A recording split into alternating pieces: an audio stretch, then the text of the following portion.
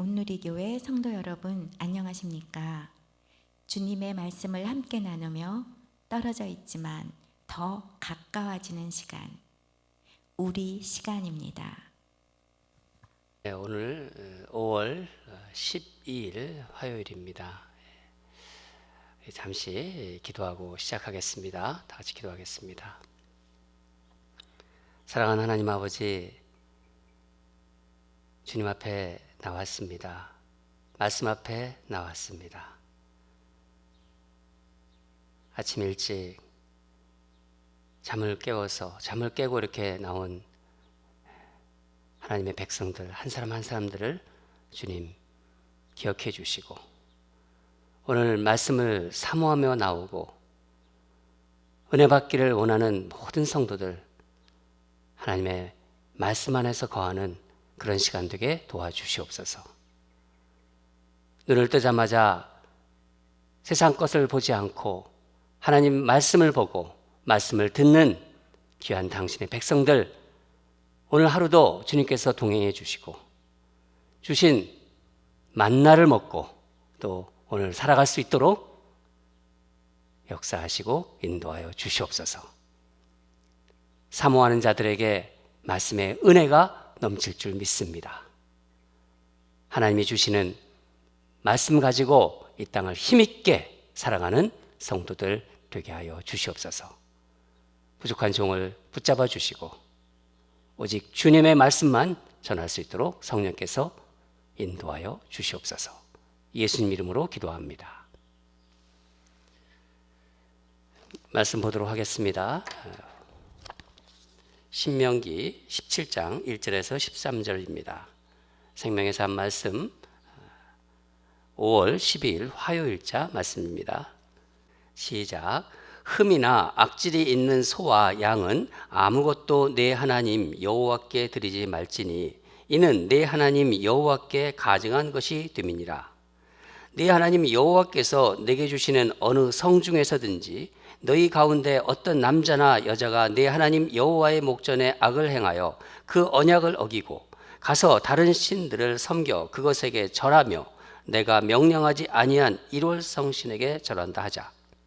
그것이 내게 알려짐으로 내가 듣거든 자세히 조사해 볼지니 만일 그 일과 말이 확실하여 이스라엘 중에 이런 가증한 일을 행함이 있으면 너는 그 악을 행한 남자나 여자를 내 성문으로 끌어내고 그 남자와 여자를 돌로 쳐 죽이되 죽일 자를 2사람이나 3사람의 증언으로 죽일 것이요 한 사람의 증언으로는 죽이지 말 것이며 이런 자를 죽이기 위하여는 증인이 먼저 그에게 손을 댄 후에 뭇 백성이 손을 댈지니라.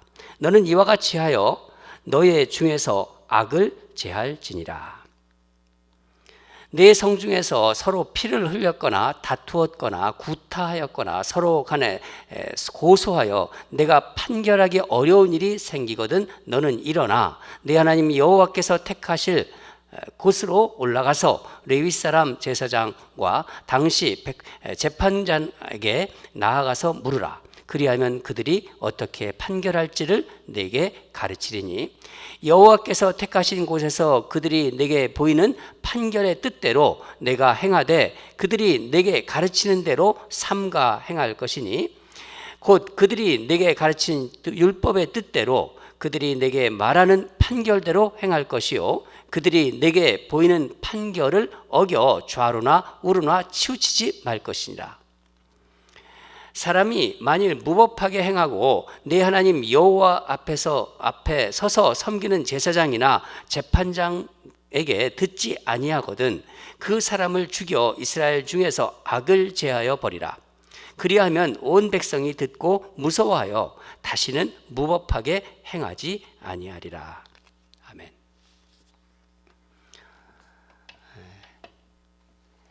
오늘 말씀은 제목을 온전하게 드리고 행하십시오 이렇게 정해봤습니다. 이 제목을 생각하시면서 하나님이 어떤 말씀을 주실지 우리 사모하면서 임하시기를 바랍니다. 여러분, 하나님은 온전하시고 거룩하신 분이십니다. 그렇죠? 우리 하나님은 그렇습니다. 하나님이 그러시니까 하나님의 백성들, 하나님의 자녀들에게도 우리에게도 온전한 것을 요구하세요. 너희들도 온전하게 되기를 바란다. 오늘 아침에는 하나님이 우리에게 원하시는 온전함이 무엇인지, 온전함을 한번 어떻게 우리가 온전하게 살아갈 건지 그것을 한번 생각해 보는 시간이 되었으면 합니다. 첫째는 하나님께 온전히 드리는 거예요. 하나님께 드릴 때 예배나 제사를 얘기하는 거죠. 우리 다 같이 1절을 다시 한번 읽겠습니다. 1절입니다. 시작. 흠이나 악질이 있는 소와 양은 아무것도 내 하나님 여호와께 드리지 말지니 이는 내 하나님 여호와께 가증한 것이 됨이니라. 하나님은 흠없는 제물을 원하십니다. 그렇다면 하나님께서 뭐 좀 이렇게 좀 비싸고 좋은 것만 원하신다는 그런 뜻인가요? 아니죠. 예. 하나님께서는 이스라엘 백성들이 사는 형편에 따라 드릴 수 있도록 이미 다 말씀해 주셨어요. 그러면 왜 흠없는 제물이라고 이렇게 말씀하시는 건가요? 그러니까 흠 있는 제물은 말씀해 보듯이 하나님께서 가증하게 여기시기 때문입니다. 이것은 이제 짐승 같은 거, 동물 이런 것을 제물로 바치지 않습니까? 양이나 이 소가 건강하지 못한 것, 그러니까 뭐 다리를 전다거나 눈이 좀 눈먼 것이라든가 이런 것을 만약에 그런 것을 가져온다는 것은 하나님께 드리는 그 사람의 마음이 좋지 않은 것을 말하는 거예요. 가난하면 가난한 대로 형편에 따라 드릴 수 있도록 해 주셨는데 굳이 흠이 있는 것을 제물로 가져온다는 것은요, 제사를 중요하게 생각하지 않는다는 뜻입니다. 그것은요, 하나님을 만홀하게 여기는 것입니다. 우리는 지금 동물로 제사를 드리나요? 아니잖아요. 뭐 동물을 가져오지 그런 건 없잖아요. 동물로 제물을 드리지 않습니다. 대신 무엇을 드리나요? 우리가 벌은 수입의 일부를 헌금으로 드리잖아요. 그렇죠? 여러분, 우리가 드리는 헌금도 이 제물처럼, 이 흠이 있는 제물처럼 하나님께 가증한 것이 될 수 있을까요? 어떻게 생각하세요? 흠이 있는 헌금은 어떤 것일까요? 내가 헌금을 드렸어요. 근데 이 헌금이 흠이 있을 수 있는 건가? 그런 걸 한번 생각해 보라는 거예요. 여러분, 우리가 드리는 헌금은요, 우리의 삶의 모습을 그대로 드러내는 겁니다. 우리가 어떻게 살아가는지, 우리가 어떤 생활을 하고 있는지 이런 것이 다 드러나는 거예요. 헌금을 통해서. 하나님은 하나님이 기뻐하시지 않는 삶으로 드리는 헌금, 하나님이 그 삶을 기뻐하시지 않으세요. 거기서 버는 헌금, 거기서 버는 수입으로 드리는 헌금, 이런 것이 바로 흠이 있는 예물이 되는 겁니다. 예를 든다면 이런 것입니다. 그러니까 부정한 방법으로 얻은 그런 것은 드린 헌금, 그런 것으로 드린 헌금. 그러니까 불의한 방법과 부정한 행위로 얻은 수입으로 드리는 헌금입니다. 예를 들어서 그냥 제가 생각해 본 거예요. 제가 좀 참 교회 좀 여러 가지가 해야 될 일도 많고 그런데 또 재정도 좀 어렵다. 근데 갑자기 이제 그런 일은 없겠지만은 라스베가스에 가서 어디 카지노에 가서 한번 땡겼다. 근데 갑자기 막 왁 쏟아졌다. 막 터졌다. 그래서 그게 돈이 대단하다. 그래서 그거를 다 헌금으로 드린다. 그게 바로 하나님께 가증한 예물이 되는 것입니다.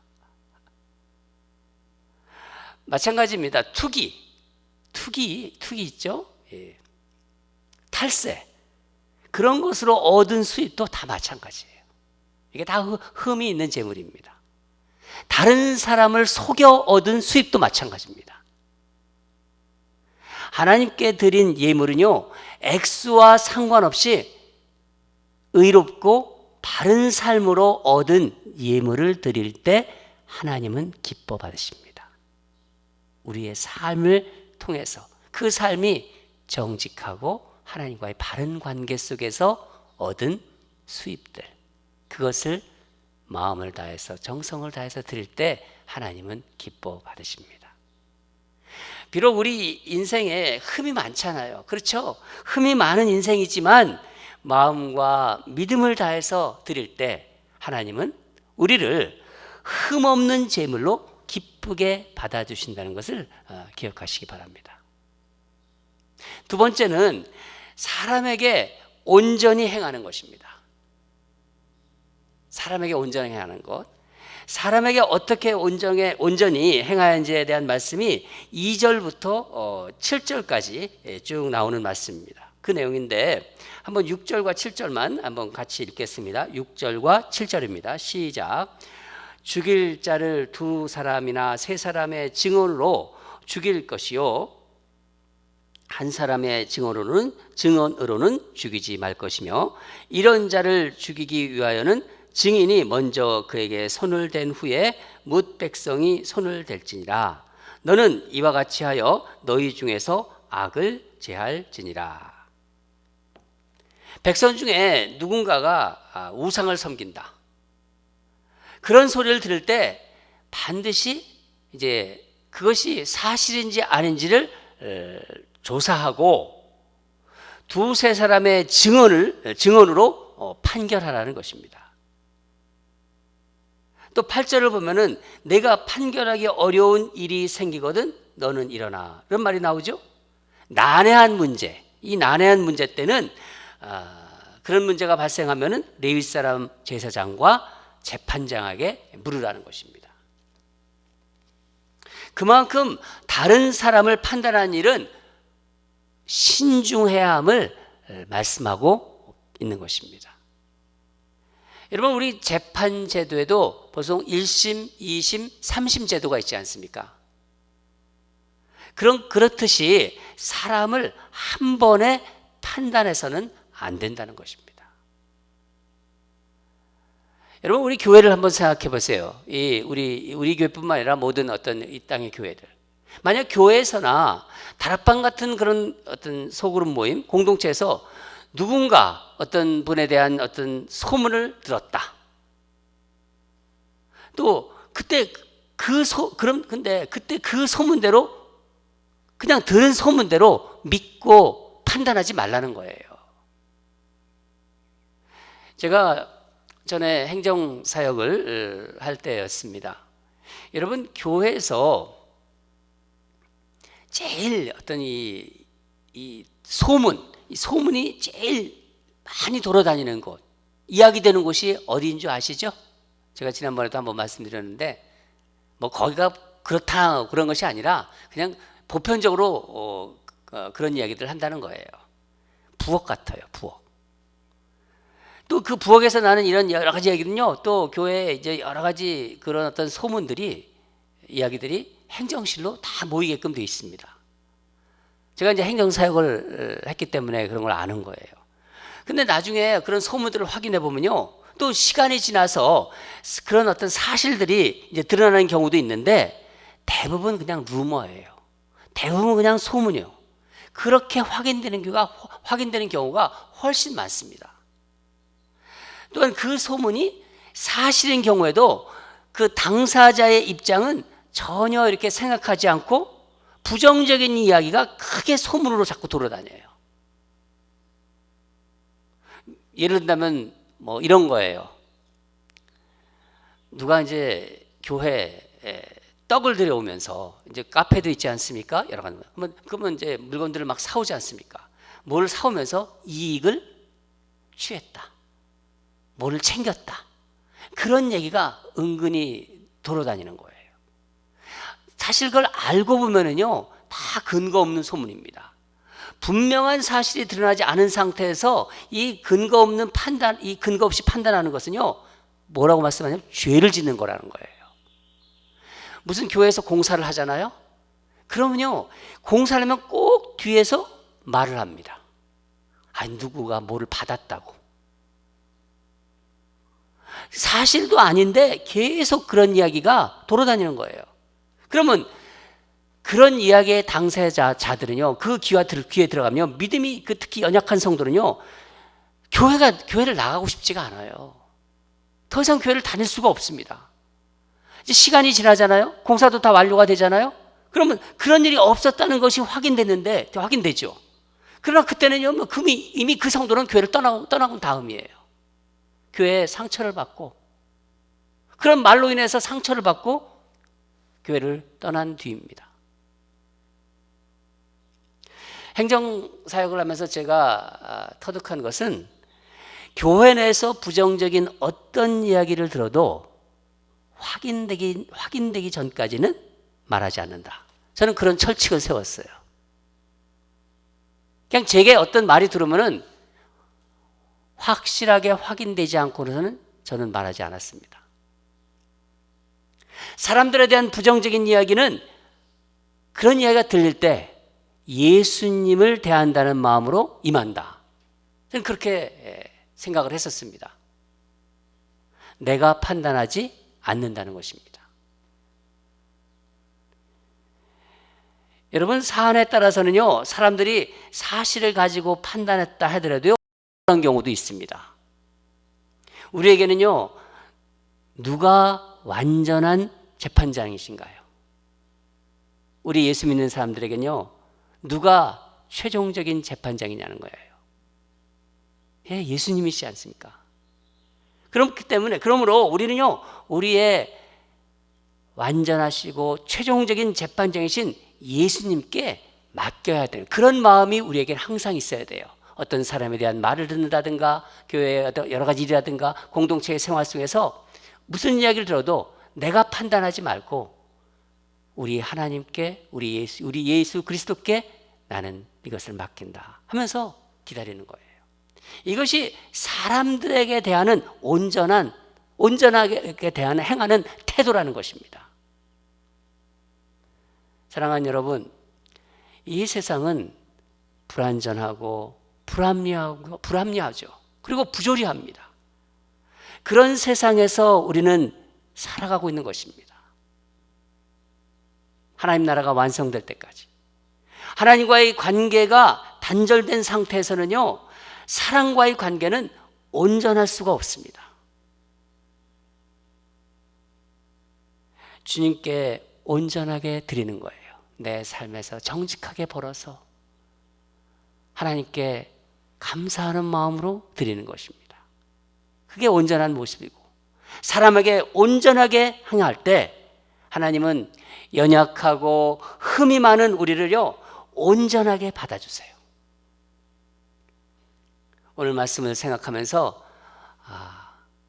하나님이 온전하시구나, 그리고 우리에게도 이런 온전함을 기대하시는구나 하는 그 하나님의 마음을 여러분 받으시기 바랍니다.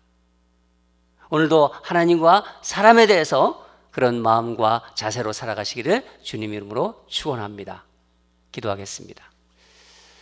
사랑하는 하나님 아버지, 오늘도 말씀을 주셔서 감사합니다.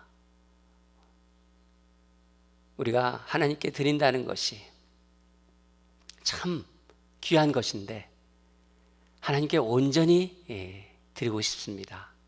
오늘 말씀을 통해서 내가 하나님께 드리는 것을 다시 한번 돌이켜보고 생각해보고 정말 하나님께 기쁨이 되는, 하나님이 온전히 받으시는 그런 우리의 삶이 되도록 하나님, 우리의 모든 생각과 마음을 주장해 주시고 인도해 주시옵소서.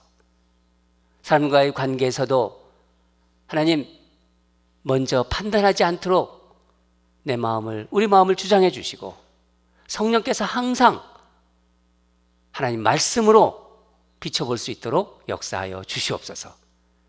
우리의 완전하신 예수 그리스도께 맡기는 그런 마음으로 사람들과의 관계에서 그렇게 대하고 그렇게 행동하는 우리 ANC 모든 성도들 되게 하여 주시옵소서.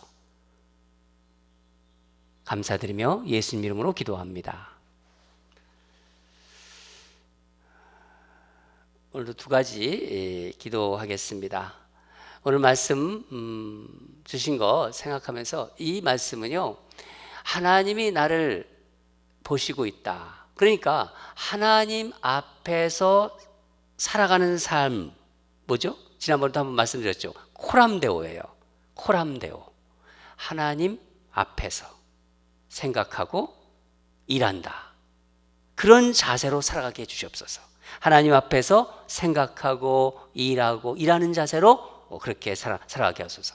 사람들을 판단한 마음이 들 때 예수님을 대하는 마음으로 바뀌게 해주시옵소서. 그렇게 아침에 이 말씀 가지고 우리가 말씀 들은 대로 하나님께 기도로 올려드리면요, 우리 성령님께서 우리에게 있는 어떤 안 좋은 것들을 하나님께서 알게 하시고 그것을 제거시켜 주십니다. 우리 간절히 기도했으면 좋겠습니다. 첫 번째 기도. 두 번째는요, 오늘의 주제는 병원입니다. 31가지 기도 제목 중에서 가정의 달 맞아요. 31가지 기도 제목 있죠. 그 오늘 주제가 병원입니다. 코로나 바이러스와 정말 최전선에서 싸우고 있는 사람들이 누굽니까? 의사들 아닙니까? 의사와 간호원들을 보호해 주시고 정말 눈동자같이 지켜 주시옵소서. 우리 교회에 간호원도 계시지 않습니까? 우리 이 정말 의사들과 간호원들을 하나님 보호하시고 눈동자까지 지켜주시옵소서. 이 두 가지 우리 합심으로 기도하겠습니다.